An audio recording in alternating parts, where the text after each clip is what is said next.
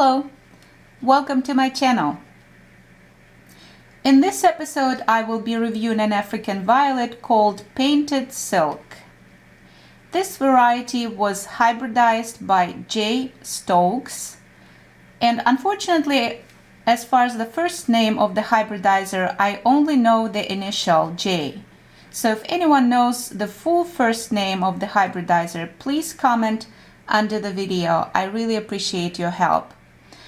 I always want to know more about the hybridizers of African violets because they put so much hard work into creating these beautiful African violet varieties, and I want to make sure that I attribute them properly when describing their hybrids. Painted Silk is rather a very popular variety, especially with those who collect the girl foliage miniature African violets, because this one has a very pretty variegated girl foliage. I did some research to see if it was registered with the African Violet Society of America, but I couldn't find the information about it. So again, if anyone knows about the registration information, I appreciate your input. I received this plant as a young plug from Bloom Lovers in Canada last August in 2019. And here it is on the bottom left of the image, which I will show in a minute, together with its buddies on the day when it arrived. Painted Silk is a semi-miniature variety with lightly variegated white and cream girl foliage. And the main color is medium to light green.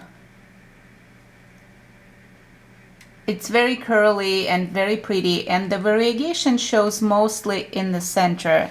There is a little bit on the edges of the leaves here, just a touch. Very pretty leaves. So the girl foliage in African violets is a type of the leaf shape. Girl leaves are usually deeply scalloped, rounded or heart-shaped, and the main distinctive feature is the white to yellow markings at the base of each leaf. And so here we see, here right there, this is the lighter, almost white, very light green marking at the center or at the very beginning of the leaf where it attaches to the stem. And you see how scalloped they are, and these are round in shape. I love girl foliage. I only have a few varieties and each of them is very special, and I would like to get more of those because they're very, very cute. Semi-miniatures are known to grow from 6 to 8 inches in diameter of the rosette.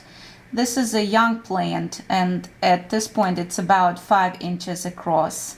It's growing in a 2¼ inch pot, and I might up pot it a little bit, so to a 2½ maybe inch pot.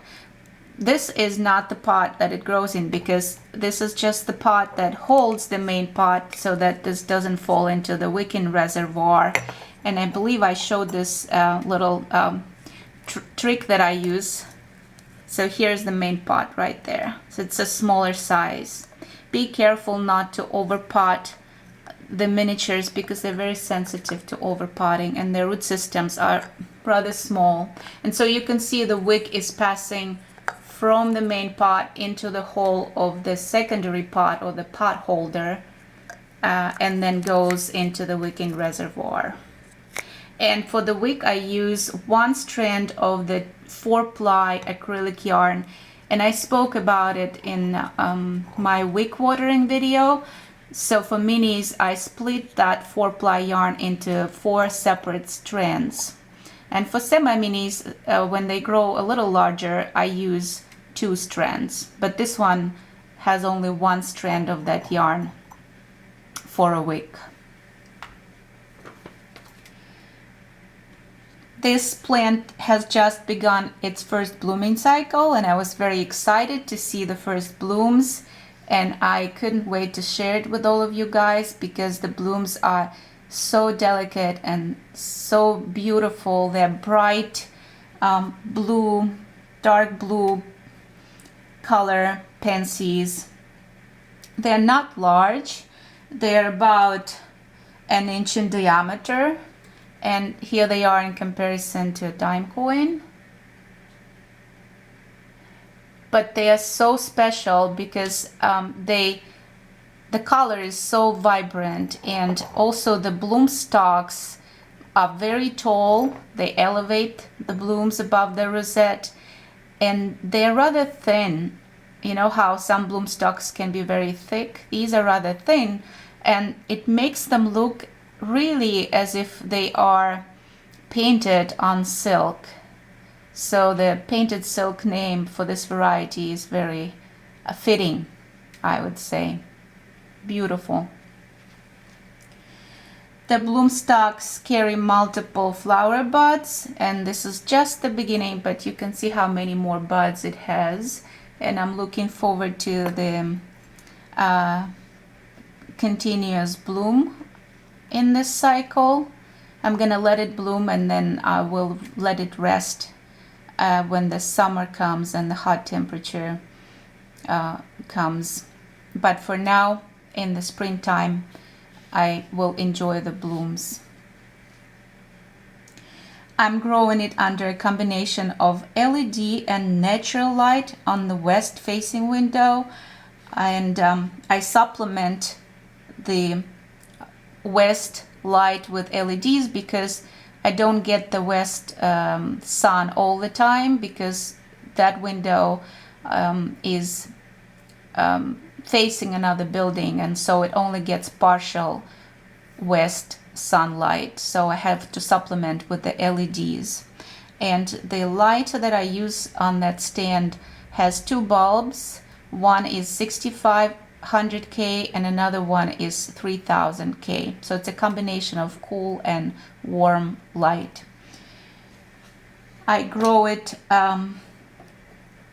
at about 50% humidity, and right now we're at 57% and 72 degrees Fahrenheit.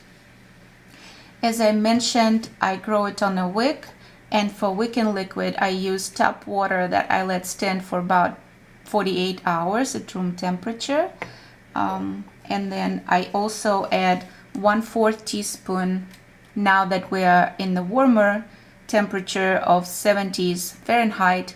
I use full dosage of this fertilizer, and it's 1/4 teaspoon per gallon of water. And this fertilizer is called Dyna-Gro liquid plant food at 7:95 ratio of nitrogen, phosphorus and potassium. So here it is again, Painted Silk by J. Stokes. I hope you enjoyed this variety.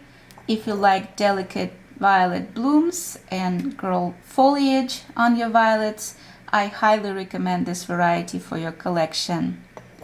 Thank you all so very much for watching. Be well. If you'd like to stay tuned for my future videos and you haven't subscribed yet, please subscribe to my channel, and I will see you again on the next episode of my African Violet reviews.